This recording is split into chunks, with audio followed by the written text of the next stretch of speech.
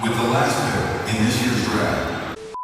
Look, I know y'all read the title and y'all are filing in to dispute me as we speak. However, I've been a fan of the New Orleans Saints since 1999. I've seen the highs and the lows. That first year of me actually being a football fan, the Saints went 3-13. Do you know how that feels to go for a team that went 3-13? Madden just starting to jump off. It's the high definition era too. Do you know how it feels for you to pick the New Orleans Saints in the earlier Madden days? I'm talking about Madden 2000, Madden 2001, 2002, 2003, and you're playing with the New Orleans Saints because that's your team, but people are playing with the Indianapolis Colts. Motherfucking I almost had a flashback there. Let me bring it back down. I say all that to say this. I am not impressed with the New Orleans Saints 2-game winning streak. I will say this. Anytime that I can dance on the graves of the Cowboys and Falcons fans, I will do it ever so gracefully. But that Falcons win was such a fluke. It was like two teams trying to give each other the win and nobody wanted it. The New Orleans Saints was just the one that just said, okay, I'll take it. I will never complain about how a team wins a game in the NFL. But man, I'm still not impressed. I don't think the Falcons game was some type of galvanizing of the troops. I like Darren Rizzi, but I don't think anything changed besides the fact that he moved some seats around in the locker room. It was the same exact team that was on that field, and the Atlanta Falcons just falconed it up. I will never complain about how the Saints beat the Falcons. It could be a 17-game season. The Saints can be winless. The last two games can be back-to-back Falcons games. We can go 2-15, and I'll be happy with that in the inside. On the outside, I'm gonna be mad because why the fuck are we 2-15? And I'm trying not to cuss. I'm just letting y'all know how I feel. The Saints also just beat the Browns to start their 2-game winning streak, and I'm not impressed. The Saints have been doing this for the last 2 to 3 years where we go up against bad teams and put our foot on their neck, but when we go up against good teams or mediocre to average teams, we struggle. So please don't sit here and beat on your chest like we just beat a competent team. We beat the Browns with Jameis Winston as their starting quarterback. And I've said this in previous videos. Jameis Winston is a good, matter of fact, he's a great backup quarterback, meaning he can step into a couple games, get you a couple wins, couple losses, and try to keep things on track until your injured starting quarterback comes back. He is not a franchise quarterback. I don't even think he's a starter at this point, but he is a solid. Matter of fact, I will go out on a limb and say he is an above average backup quarterback. One thing that I realize about Saints fans, they're easily pacified. Take last year, for example. Everybody was up in arms about the Saints being on a path to nowhere. We get Clint Kubiak as our offensive coordinator and we pick up Chase Young. Now everybody's pacified. Oh, and I seen it. Y'all were very pacified. I was standing outside the Superdome with the pitchfork and fire, and y'all was like, you know what, maybe I'll just pass on being mad right now. We picked up some good pieces. And you see exactly where it got us this year. It's the same thing. Darren Rizzi steps in as the interim head coach. We get a few wins and now people are like, we could make the playoffs. Stop the cap. And I will never root for my team to lose, but at this point, this is pure purgatory. Like, we can't get any major changes done within the organization because once they do little stuff like get a win here and a win there, you, the fans, choose to support them with unwavering support. And then that keeps the train going forward on this track of purgatory. If the New Orleans Saints lose just one more game,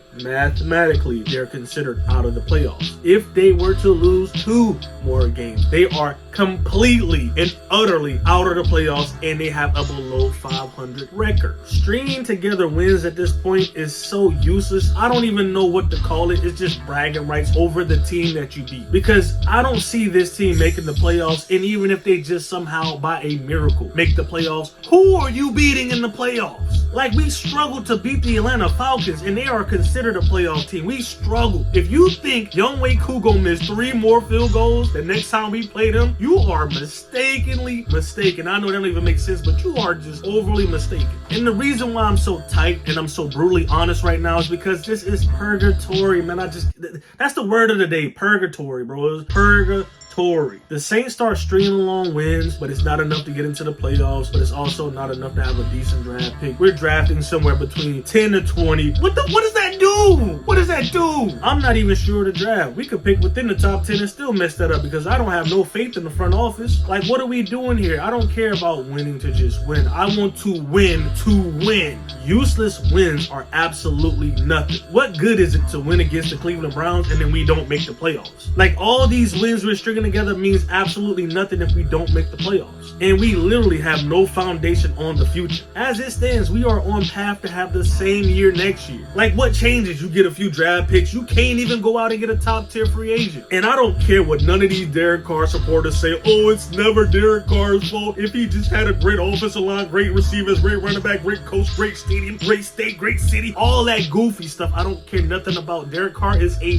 decent quarterback. He will not go out there and get you a win when you need a win. Not go out there and beat a bad team. I'm talking about against a good team, make the plays to win the game. We saw how Derek Carr plays against good teams. He freezes up. He makes boneheaded mistakes like Jameis Winston in the clutch time against good teams. So don't sit here and tell me that he's some type of great quarterback, because great quarterbacks do what it takes to win the game. They remain composed. Even if the pocket is collapsing, your offensive line is trash. I saw many of great quarterbacks do this, where they stood in the pocket and remained composed and delivered the ball to get down the field to win games. Remember when Drew Brees did that shit? Remember against Atlanta Falcons where he got out the pocket because it collapsed? He was trying to extend the play and then he ended up scrambling. He ended up spinning off one of the defenders and dived into the end zone. Remember that shit? That's what you do. That's when you take over as an elite or good quarterback. So please don't come into my comment section talking about how Derek Carr is this messiah and that he is a savior, but everything has to be perfect around him. Y'all blame everything and everyone but this man. Ain't no way in hell you are a quarterback in the NFL for 11 years and you go through that many offensive coordinators and it's never your fault. Not one time. Man, take some accountability. So yeah, am I pissed that the Saints won? Absolutely not. I'm just indifferent about it because in the end, I know that it gets us closer to nowhere faster. But again, who am I to say? I'm just a fair weather fan.